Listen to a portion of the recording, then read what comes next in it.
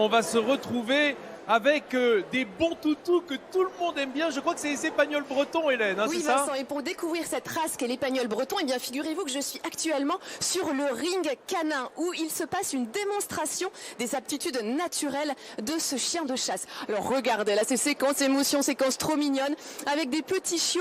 Et d'ailleurs, toutes les robes de l'épagnol breton sont représentées. On a ici blanc-orange, blanc-marron, tricolore, et il y en a même une noire et blanche là-bas.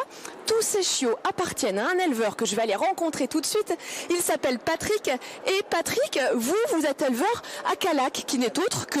la capitale mondiale de l'épagnol breton. Eh bien voilà, comme quoi tout est fait. Alors qu'est-ce que vous faites ici sur le ring de démonstration? Alors je fais un réveil de qualité naturelle parce que les qualités naturelles de base sont transmises par les parents, mais s'ils ne sont pas réveillés par l'initiation de base que je fais, donc j'ai monté une méthode d'initiation de base que j'ai mis et donc je vais commencer par déclencher donc l'instinct de prédation. C'est ce que je veux vous montrer. Alors je vous laisse faire. Vous avez justement un doudou et avec ce doudou là, on va déclencher, réveiller cet instinct de prédation qui est naturellement présent normalement chez l'épagnol breton. Alors est-ce que ça fonctionne?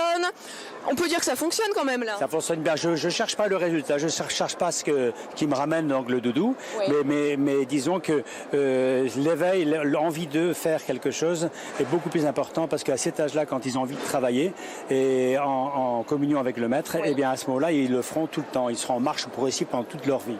Alors vraiment, Patrick, ce qu'il développe, c'est de vouloir une méthode où il y a une harmonie entre le chiot et leur maître. Alors on va rattraper ces petits chiots-là, car on va vous montrer maintenant une deuxième façon de stimuler, c'est ça Patrick, une deuxième façon de stimuler l'instinct naturel des chiots. Là on a vu la prédation. La prédation. Sans la prédation, on ne peut pas passer donc à l'instinct de réveil de qualité d'instinct d'arrêt. Alors on va faire l'instinct d'arrêt, donc là c'est...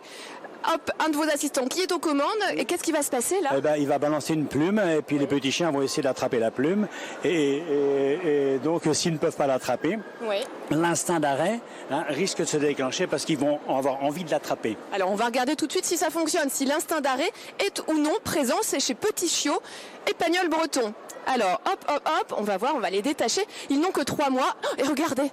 Ah bah alors là, c'est assez éloquent. Et bien voilà. C'est assez éloquent, c'est pas mal, voilà, c'est super, on conclut comme ça, c'est super. C'est génial et c'est le but pour arriver à ce résultat-là. Parce que j'ai commencé par éveiller la prédation pour arriver à ce résultat-là qu'on demande chez les épagnols bretons. Merci beaucoup, merci Patrick. Bon, je vous rends l'antenne et puis surtout restez sur cette image statique de ces épagnols bretons, regardez. Ouais, je suis un peu statique parce que moi je me mets à l'arrêt quand je vois une assiette d'andouille de Guéméné. Là, il y en a une sur la table, ça me direct.